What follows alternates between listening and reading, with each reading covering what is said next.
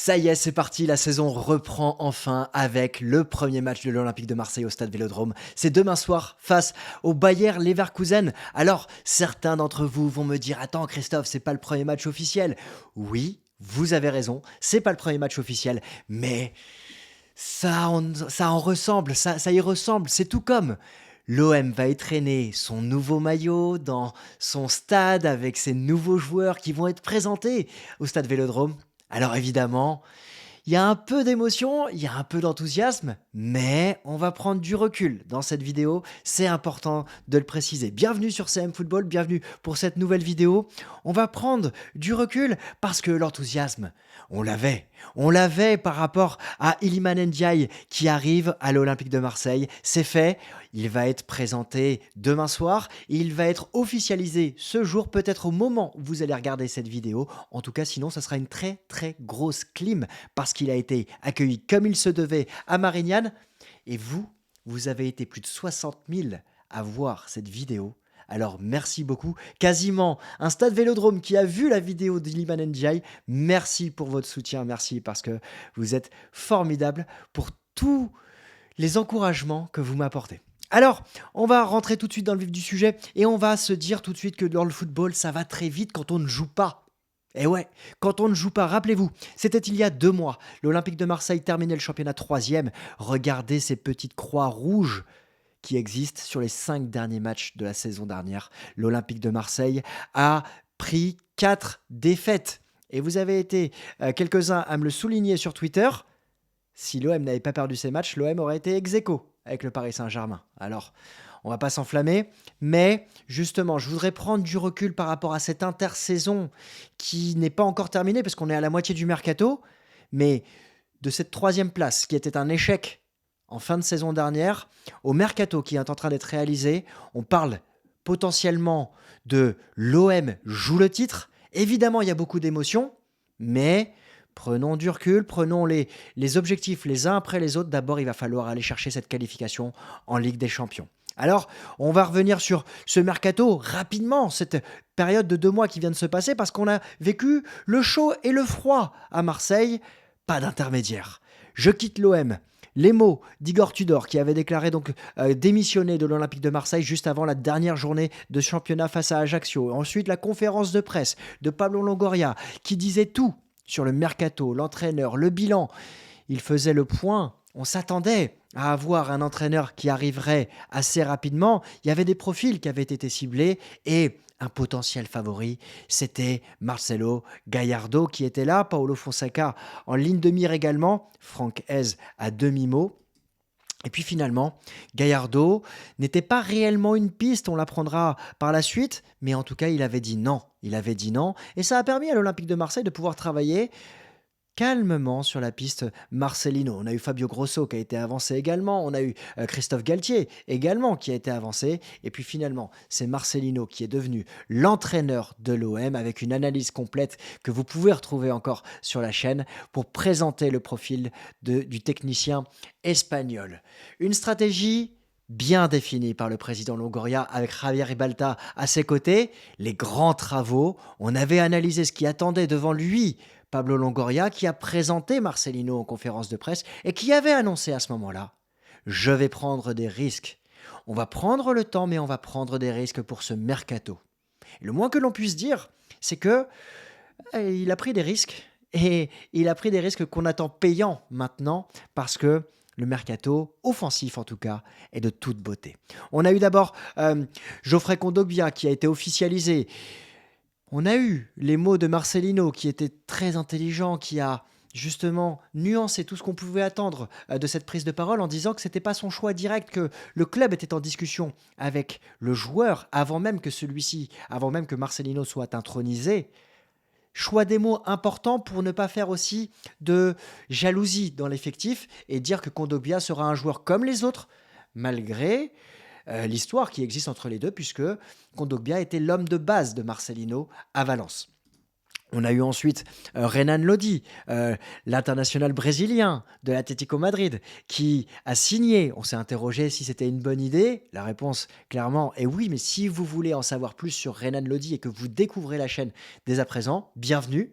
vous pouvez vous abonner et sonner la cloche. Et vous pouvez aller voir la vidéo de Renan Lodi parce que je présente tous les joueurs qui signent à l'Olympique de Marseille, parfois avec un temps d'avance. Pourquoi? Parce que c'est toujours important de se faire une idée et un avis avant même que le joueur signe. Comme ça, s'il signe, vous savez qui il est. Et s'il ne signe pas, eh bien, on aura étudié ce joueur et on se sera posé la question. Ensuite, on a eu Aubameyang, dans un profil qui ressemble à Alexis Sanchez, dans le sens où on a l'attaquant plutôt d'expérience, pour ne pas dire âgé, mais qui, là, lui, connaît la Ligue 1 et qui va pouvoir mettre le feu au Vélodrome. On a enfin Dimitri Payet qui a annoncé son départ. Et à partir de ce moment-là, dans le mercato, qui s'était un peu enflammé, qui s'était un peu arrêté aussi à certains moments, eh bien, on a eu l'accélération avec ce que Javier Ribalta avait dit chez nos amis des réservistes. Moi, j'aime bien quand on n'y a pas d'information qui sort et que en 24-48 heures, boum, le joueur est signé. Clairement, Ismail Assar est dans cette lignée. Et puis là, on a vécu quelques jours, 4-5 jours, où on s'est dit: oh papa, il n'y a plus rien qui se signe du côté de l'OM, on a envie de voir arriver d'autres joueurs. On était tous excités, surtout par l'arrivée impromptue d'Ismail Assar à l'OM, et on attendait, et on voulait avoir le dossier Iliman Ndiaye se confirmer. Alors on l'a étudié en long, en large et en travers sur la chaîne, avec notamment l'interview de Mansour Loum, qui est rédacteur en chef de Sports News Africa. Je l'avais eu la chance et l'opportunité de l'interviewer sur le profil du joueur, et il m'avait gentiment répondu. Et je vous invite aussi à aller voir cette vidéo. Dans le même contexte, on fait la comparaison du côté du Paris Saint-Germain, Kylian Mbappé est toujours en vente au 1er août. On a Lucas Hernandez qui remplace un ancien Marseillais qui a quitté le Paris Saint-Germain, c'est Christophe Galtier.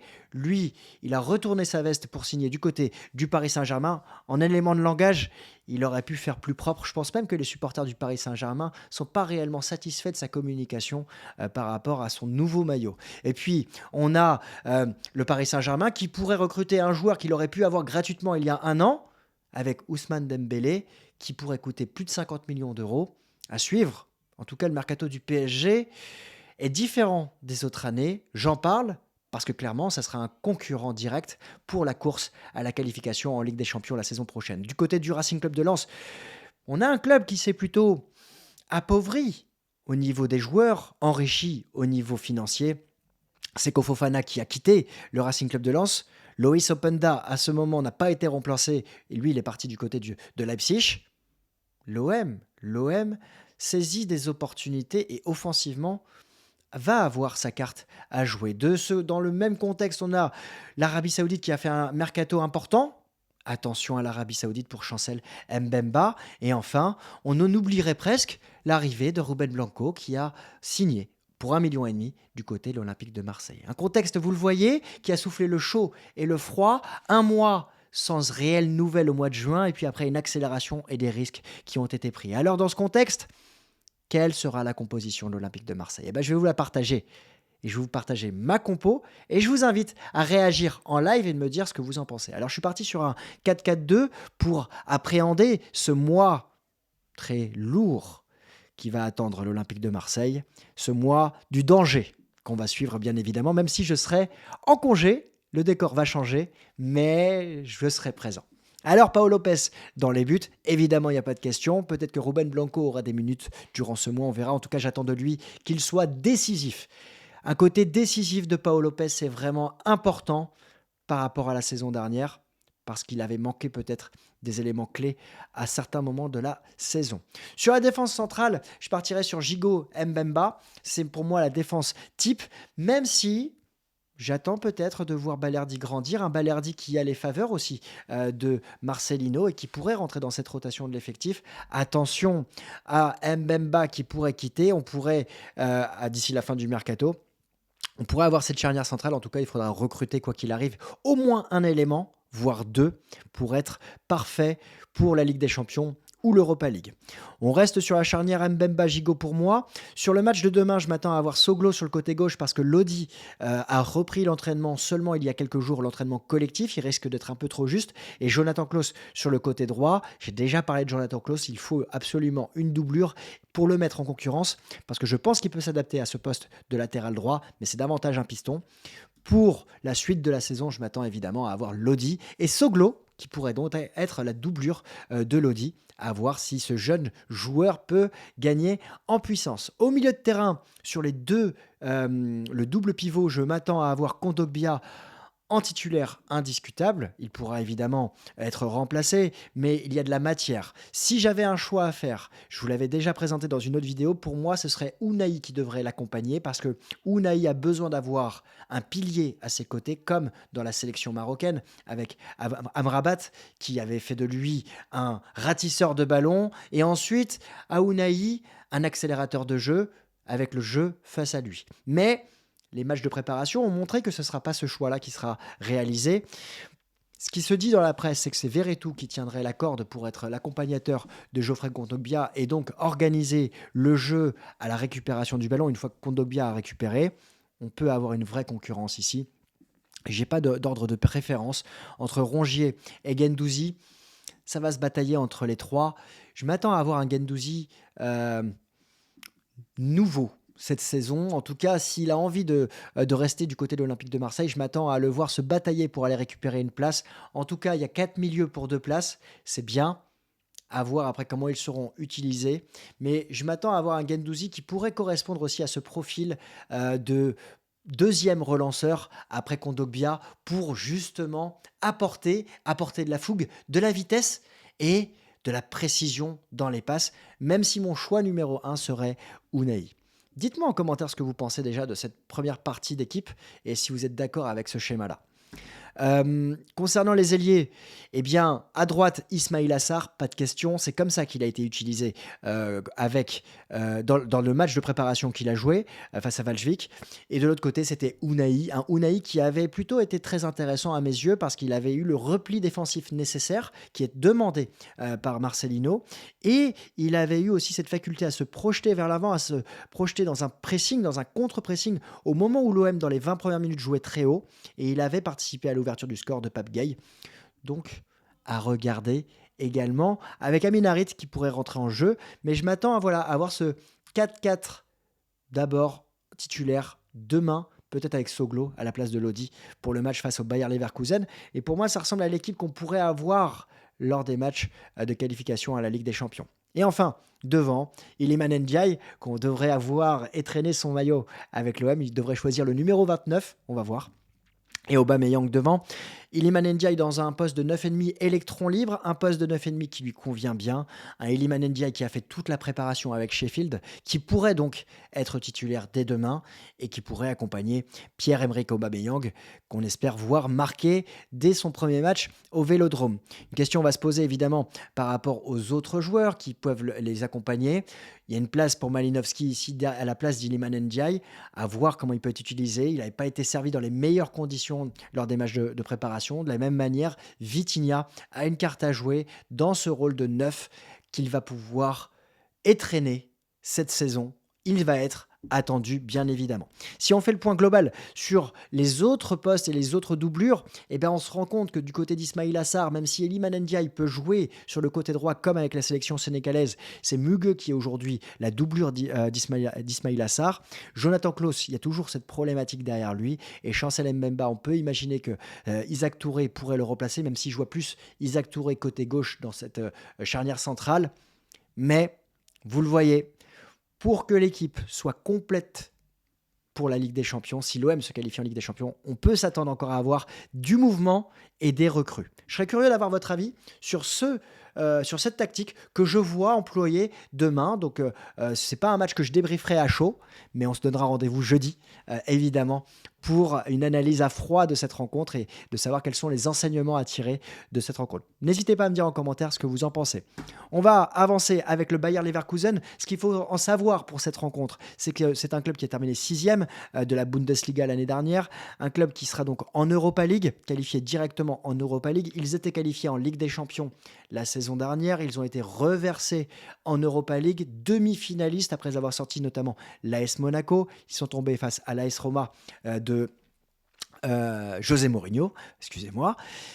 Ce qu'il faut savoir, c'est qu'on n'est pas au même niveau de préparation que le Bayer Leverkusen, qui a encore un match de préparation à réaliser samedi prochain face à West Ham. Donc ils sont dans une phase ascendante, 2 défaites, mais on sait que faut pas tirer de conclusion.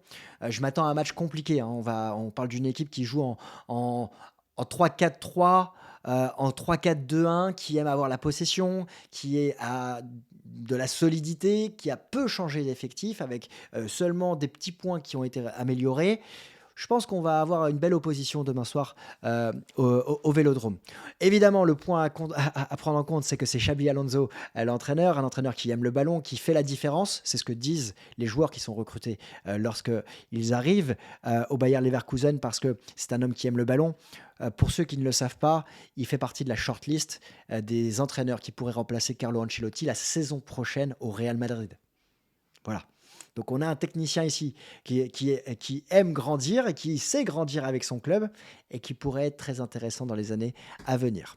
On a une équipe qui a perdu Moussa Diaby, qui a signé du côté d'Aston Villa, qui aurait pu répondre favorablement aux sirènes saoudiennes. Il a choisi de rester en Première Ligue, en tout cas d'aller en Première Ligue. C'est une grosse perte pour le Bayer Leverkusen, mais ça va laisser de la place à Amin Adli, l'ex de Toulouse, qui va pouvoir peut-être encore plus développer son jeu du côté de la Bundesliga. Recrutement également de Granit Xhaka, qui vient d'Arsenal, qui va parfaire ce milieu de terrain, et recrutement également de Boniface, l'attaquant nigérian, qui prend ses marques dans cette équipe et qui pourrait être très intéressant à suivre dans le développement. Pour vous dire, la saison dernière, c'est une dizaine de buts en Jupiler Pro League. Il jouait du côté de l'Union Saint-Gilloise, et c'est également 6 buts en Europa League en 10 matchs.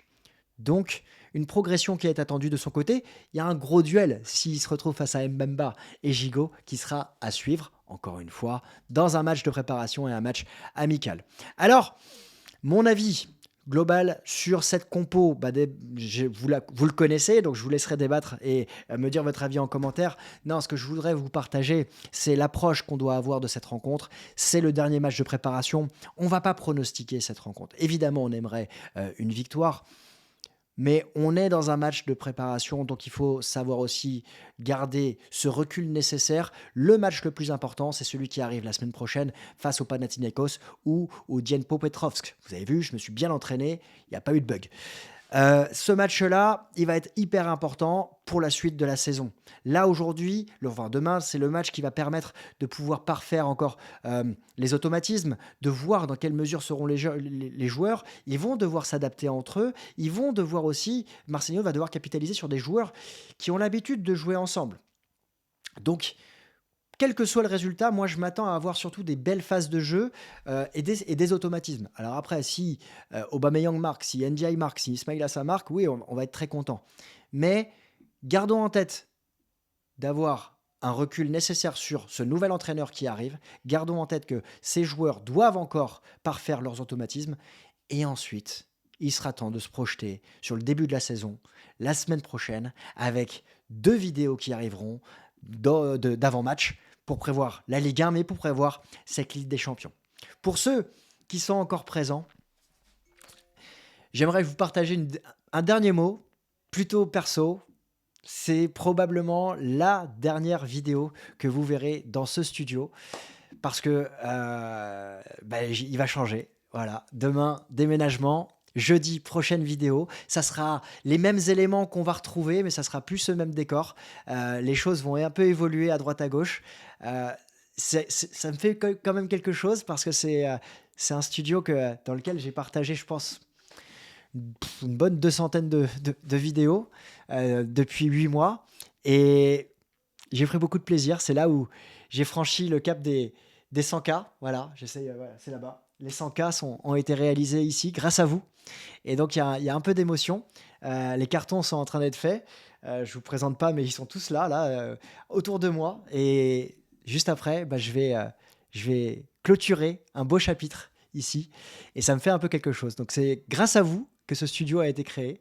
Merci pour, encore une fois, tout votre soutien.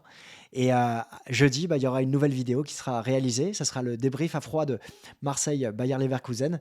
Et on sera dans un nouveau cadre qui sera aussi fantastique, particulier aussi. Ça sera la première, mais il faudra que je prenne mes marques. Voilà. Donc merci encore et bah, je suis ravi de partager tout ça avec vous et je vous souhaite une belle journée, un très beau match demain. Et puis bah, n'hésitez pas à me donner votre pronostic en commentaire. Belle journée et à très vite. Ciao.